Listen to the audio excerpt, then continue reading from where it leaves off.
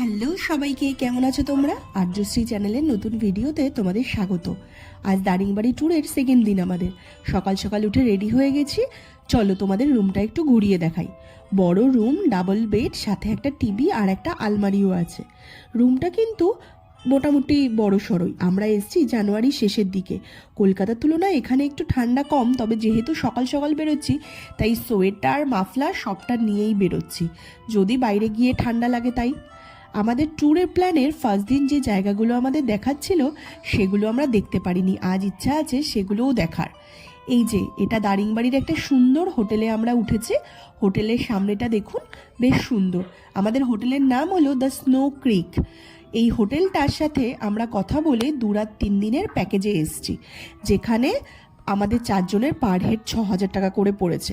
প্যাকেজের মধ্যে 3 বেলা জম্পেশ বাঙালি খাবার দাবার, আর ব্রহ্মপুর থেকে পুরো দারিংবাড়ি ঘুরিয়ে আবার ব্রহ্মপুরের স্টেশন পর্যন্ত গাড়ির ব্যবস্থা ছিল। এখানে যে সুন্দর ওয়াটারফলস, হিলভিউ পয়েন্ট বা হিলভিউ পার্ক আছে, সেগুলো এই প্যাকেজের মধ্যেই হোটেল থেকে ঠিক করে দেওয়া হয়েছে। এই যে আমরা বেরিয়ে গেছি, সকাল মোটামুটি 7টা মতো বাজে যখন আমরা বেরিয়েছি। তো চারিদিকে বেশ কুয়াশা, আর রাস্তাঘাটগুলো দেখুন কি সুন্দর। দারিংবাড়িতে এসে আমার সব থেকে বেশি সুন্দর লেগেছে বোধহয় দারিংবাড়ির এই রাস্তাঘাট। এত ওয়েল মেনটেন, মানে আমাদের শহরের অঞ্চলের যে সবসময় এত পরিষ্কার পরিচ্ছন্ন করে রাখা রাস্তাঘাটের থেকেও অনেক ভালো। আজ 26শে জানুয়ারি, তাই দেখলাম বেশ কিছু স্কুল বাচ্চা স্কুলের ড্রেস পরে আমাদের পতাকা নিয়ে হয়তো স্কুলে যাচ্ছে তারা। চারিদিকে একদম কুয়াশায় ঘেরা, বড্ড সুন্দর লাগছিল। পাহাড়গুলো হয়তো অতটা স্পষ্ট নয়, তবে যেরকম লাগছিল না সেরকমটাই সুন্দর ছিল। আজকে আমাদের প্রথম ভিজিটিং স্পট হলো মান্দাসুরু ট্যুরিস্ট প্লেস, যেখান থেকে একটা সুন্দর হিল ভিউ পয়েন্ট দেখা যায়। চলুন আজকে ওখানেই নিয়ে যাই আপনাদের। চলে এসছি আমরা মান্দাসুরুতে। এটা কিন্তু বেসিক্যালি একটা পার্কের মতো ছিল। একদম সামনেই গাড়ি পার্ক করার ব্যবস্থা ছিল, সেখানে গাড়ি রেখে আমরা ভিতরে ঢুকছি। এই যে এটা ছিল এন্ট্রি পয়েন্ট। এন্ট্রি পয়েন্ট থেকে ভিতরে ঢুকেই দেখলাম একজন টিকিট কাটছে, মানে এখানে এন্ট্রি ফি দিয়ে ঢুকতে হবে, যেটা ছিল মাত্র 10 টাকা করে। আর ওই যে ভেতরের দিক থেকেই একটা হিল ভিউ পয়েন্ট আছে, সেটাই আমরা দেখতে যাব। এই সাইডটাতে দেখুন কি সুন্দর শালবাগান। দেখো ঝাঁকিয়ে মাখিয়ে। না, আমরা পরে এসে শালবাগানটা দেখবো, আগে ভেতরটা দেখে আসি চলুন। লালু বেবি একদম লালু। ওই তো দেখ সিঁদুরটা গাছ উঠে দিয়েছিস। এই বাবা, আমি সোয়েটারটা কেন পরে এলাম না ভগবান। তুমি হেভি লাগছে মানে চশমাটাতে। আমার পড়েছে না ভেতরে একটা হাফ প্লেট আর সোয়েটার, যেখান থেকে হাওয়া ঢুকছে। কি পরিছে পাতলা একটু লাগা।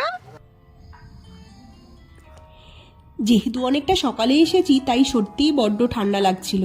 কুয়াশাটা এখনও কাটেনি। রঙিন পাথর, চারিদিকে ছোট ছোট কটেজ আর অনেকটা গাছপালা দিয়ে জায়গাটা সাজানো। বেশ অনেকটা বড়সড় জায়গাটা। সামনে চা বানাচ্ছে শুনতে পেয়েই এই ঠান্ডার মধ্যে ভীষণ চা খাওয়ার মন হলো, তাই ঘুরতে যাওয়ার আগেই চা অর্ডার করে তারপর চলুন দেখে আসবো সবটা। এইরকম লম্বা পাথরের সুন্দর রাস্তা করা আছে ওই ভেতরে যাওয়ার জন্য, আর চারপাশটা এরকম শালবাগান দিয়ে ঘেরা। এখান থেকে যতদূর দেখা যাচ্ছে ঘন জঙ্গল আর কুয়াশাই দেখা যাচ্ছে। একতলা উঁচু করে 2-3টে বিল্ডিং বানিয়ে রেখেছে, সেখানে উঠেই ভিউ পয়েন্টগুলো দেখা যাবে পাহাড়ের।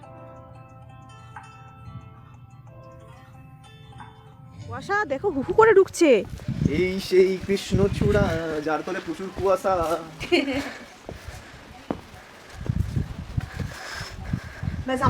আপনারা কি কুয়াশা ছাড়া আর কিছু দেখতে পাচ্ছেন? আমার ক্যামেরায় বোধহয় সত্যিই আর কিছু ধরা পড়ছে না। আমরা খালি চোখে খানিকটা দেখতে পেলেও ক্যামেরায় বোধহয় আসছে না সেগুলো। দেখা যাচ্ছে কুয়াশা। চলুন এখান থেকে নেমে একেবারে সামনেটায় গিয়ে আমরা দেখে আসি।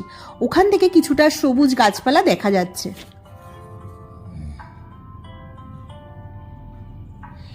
দেখুন তো, এবার কুয়াশা পেরিয়ে একটু আড্ডো পাহাড়গুলোও চোখে পড়ছে।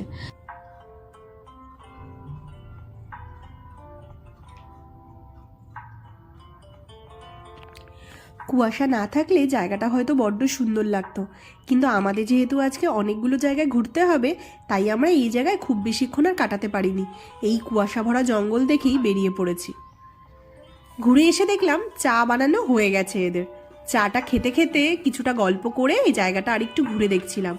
চাটা এত সুন্দর ছিল এখানে, মানে আমরা সবাই বোধহয় 2 কাপ না 3 কাপ করে চা খেয়েছি। আর সাথে ছিল এই ফুলকপির পকোড়া, সেগুলো এত টেস্টি ছিল না, আপনারা না খেলে বুঝতে পারবেন না। মান্দাসুরু পার্কে এসে অবশ্যই এই চা আর ফুলকপির পকোড়া কিন্তু ট্রাই করবেন, মন ভালো করে দেবে। এখানে মানুষগুলোর ব্যবহারও যেমন ভালো, তাদের রান্নাবান্না করা প্রত্যেকটা আইটেমও কিন্তু বেশ সুন্দর।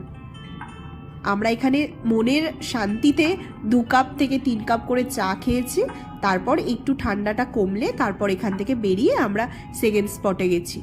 এখানে আমরা অনেকটা সময় ধরে ঘুরে বেরিয়েছি, কারণ শালবাগান, সুন্দর গাছপালায় ঘেরা জায়গাটা বেশ ভালো লাগছিল।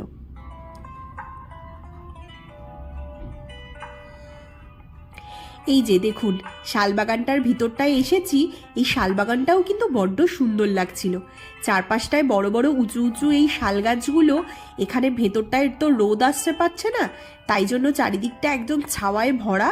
খুব সুন্দর কিন্তু জায়গাটা। আর বাচ্চাদের জন্য এখানে কিছু দোলনা, তারপর কিছু রাইডসের ব্যবস্থাও ছিল, যেগুলো বাচ্চারা বেশ মজা পাবে। আমি আর সুদীপ্তা এখানে বেশ খানিকক্ষণ ঘুরে আমরা একটু গল্প করে তারপর এখান থেকে বেরিয়েছি।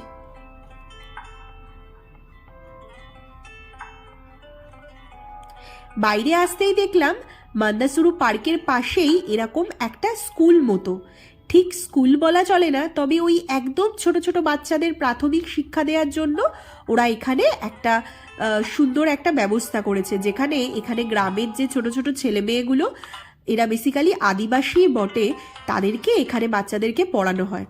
আমি ওখানে ঘুরতে ঘুরতে দেখলাম আর্য এই বাচ্চাগুলোর জন্য কয়েকটা চিপসের প্যাকেট নিয়ে এসছে। আর বাচ্চাগুলো চিপসের প্যাকেটগুলো পেয়ে সে যে কি খুশি হয়েছে সেটা বলার মতো না। আপনারাও যদি চান মান্দাসুরু পার্কের পাশে কিন্তু এই জায়গাটায় এসে বাচ্চাদের জন্য কিছু আনতে পারেন, আপনাদের মনও ভালো হয়ে যাবে আর এরাও ভীষণ খুশি হবে। বেরিয়ে গেছি আমরা মান্দাসুরু টুরিস্ট প্লেস থেকে। নেক্সট আমাদের ডেস্টিনেশন হলো মৃদুবন্ত ওয়াটারফলস। ওটাও নাকি খুব সুন্দর দেখতে।